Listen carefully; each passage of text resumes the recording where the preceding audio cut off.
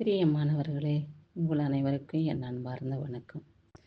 இதோ இந்த நேரத்திலே உங்களோடு பேசவும், இந்த நாளை காணும்படியான பெரிய பாக்கியத்தை கர்த்தர் நமக்கு கொடுத்திருக்கிறபடியினாலே அவருடைய பரிசுத்த நாமத்துக்கு கொடான கொடி ஸ்தோத்திரம். இந்த நாளை காணாமல் எத்தனையோ மக்கள் மறைந்திருக்கிறார்கள். பலவிதமான மக்கள் வேதனையோடும் துக்கத்தோடும் துயரத்தோடும் சஞ்சலத்தோடும் வாழ்ந்து வருகிறார்கள். ஆனால் நமக்கோ நிம்மதியான வாழ்க்கையும் ஆசீர்வதிக்கப்பட்ட ஜீவியத்தையும் கர்த்தர் நமக்கு கொடுத்திருக்கிறார். ஒருவேளை நமக்கு கஷ்டங்கள், துன்பங்கள், துயரங்கள் வரலாம். ஆனால் அந்த கஷ்டங்கள் நமக்கு நீடித்திருக்க கர்த்தர் இடம் கொடுக்க மாட்டார். கொஞ்ச காலம் மாத்திரமே இந்த உபத்திரவம், கொஞ்ச காலம் மாத்திரமே இந்த அழுகையின் சத்தம்.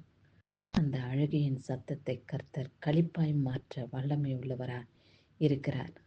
அவருடைய பாதப்படியிலே மடிந்து கிடக்கிற நம்மை அவர் ஒரு பொழுதும் கைவிட மாட்டார். ஒரு செல்வந்தர் வீட்டுக்கு போயிட்டு நமக்கு ஏதாகிலும் உதவி வேண்டும் என்று அவர்களிடத்தில் கேட்கும்போது அவர்கள் மறுப்பார்கள். சிலர் என்ன செய்வார்கள், தன்னுடைய துக்கத்தின் சூழ்நிலையும் மத்தியிலே வாழ்கிற நேரத்தை நினைத்து அவர்கள் பாதப்படியிலே விழுந்து விடுவார்கள். அப்பொழுது அந்த செல்வந்தன் உதவி செய்யக்கூடிய மகன் என்ன செய்வார் என்றால், ஏம்மா என் காலில் விழுற, காலெல்லாம் விழாதம்மா அப்படின்னு தூக்கி எடுப்பாங்க.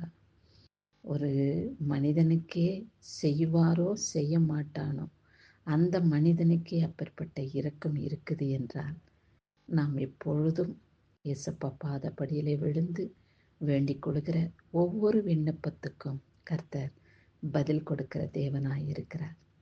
உங்கள் கண்ணீருக்கு, உங்கள் ஜெப குறிப்புகளை கர்த்தர் ஒருபொழுதும் மறக்க மாட்டார்.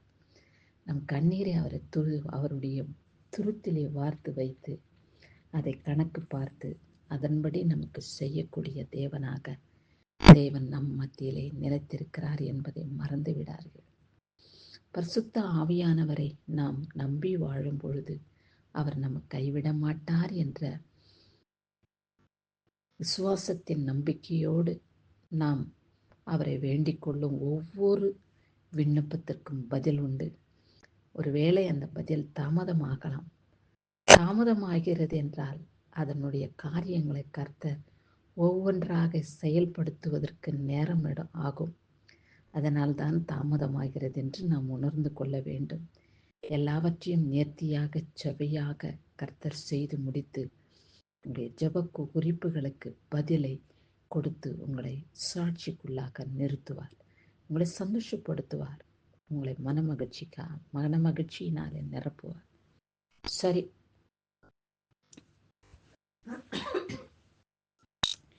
இந்த நாளிலே நாம் என்ன வார்த்தை சிந்திக்கப் போகிறோம் என்று வேத சத்தியத்தை பார்ப்போம்.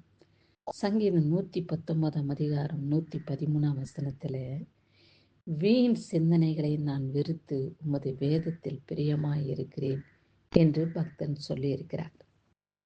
இந்த பக்தன் சொன்ன வார்த்தையை நீங்கள் கவனியுங்கள். நம்ம இப்படியெல்லாம் செய்திருவோம், அப்படியெல்லாம் செய்திருவோம், இப்படி இந்த காரியத்தை செய்தால் வெற்றி கிடைக்கும், ஜெயம் கிடைக்கும் என்றெல்லாம் நாம் சிந்திக்கிறது உண்டல்லவா? அதை தான் இந்த பக்தன் சொல்லியிருக்கிறார்.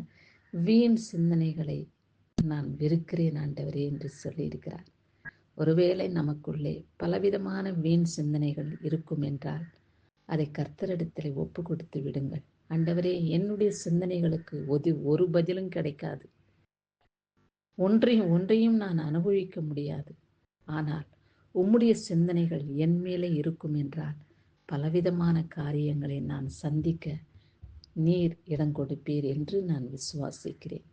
ஆண்டவரே, உண்மையிலே நான் பிரியமாய் இருக்கிறேனப்பா. என்னை நினைவு கூர்ந்து என்னை ஆசீர்வதித்து என் எல்லையை பெரிதாக்கும் என்று அவரிடத்தில் நாம் வேண்டிக் கொள்வோம். அப்படியா வேத பகுதியிலே யாபேஸ் என்ற ஒரு மனிதன் கர்த்தரிடத்திலே செய்யும் விண்ணப்பம், ஆண்டவரே என்னை ஆசீர்வதித்து என் எல்லையை பெரிதாக்கும் என்று வேண்டிக் கொள்கிறார். அந்த மகன் வேண்டிக் கொண்டபடியே அந்த மகனுடைய எல்லையை கர்த்தர் பெரிதாக்கினார்.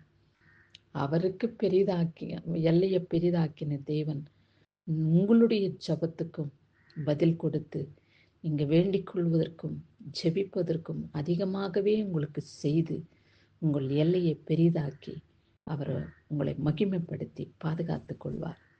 சரி, இந்த நாளை பிறந்த நாளாகவும் திருமண நாளாகவும் சந்தோஷப்படுகிற ஒவ்வொரு மக்களையும் கர்த்தர் ஆசீர்வதித்து காத்துக்கொள்வாராக.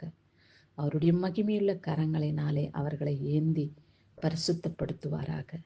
இந்த பிறந்த நாளை சந்தோஷத்தோடு கொண்டாடும்படியான ஸ்லாக்கியத்தை கொடுத்த தேவன் இந்த வருடம் முழுவதுமாய் அப்பேற்பட்ட ஆசீர்வாதங்களை சந்தோஷத்தை கொடுத்து உங்களை காத்து ரட்சிப்பாராக. அவரை பிரியப்படுத்த நீங்க பிரயாசப்படுங்க. ஆண்டவரே, உம்மை நான் எந்த விதத்தில் பிரியப்படுத்த வேண்டும் என்று எனக்கு வெளிப்படுத்துங்க. அப்படியே நான் உம்மை பிரியப்படுத்தி உம்முடைய மகனாக ஜீவிப்பேன் என்று ஒரு பொருத்தனை செய்து கொள்ளுங்கள். என் தேவனை நான் பிரியப்படுத்த இந்த வருடத்திலே என் தேவனுக்கு சித்தமானபடி வாழ நான் முயற்சிப்பேன், எனக்கு உதவி செய்யுங்க என்று அவரிடத்தில் நீங்கள் வேண்டிக் கொள்ளும் பொழுது அப்படியாகவே உங்களை நல்ல ஒரு ஆத்மாவாக மனிதர்களாக வாழ கர்த்தர் கிருபை செய்வார். துதி கன மகிமை எல்லாம் இயேசுவுக்கே. ஆமென்.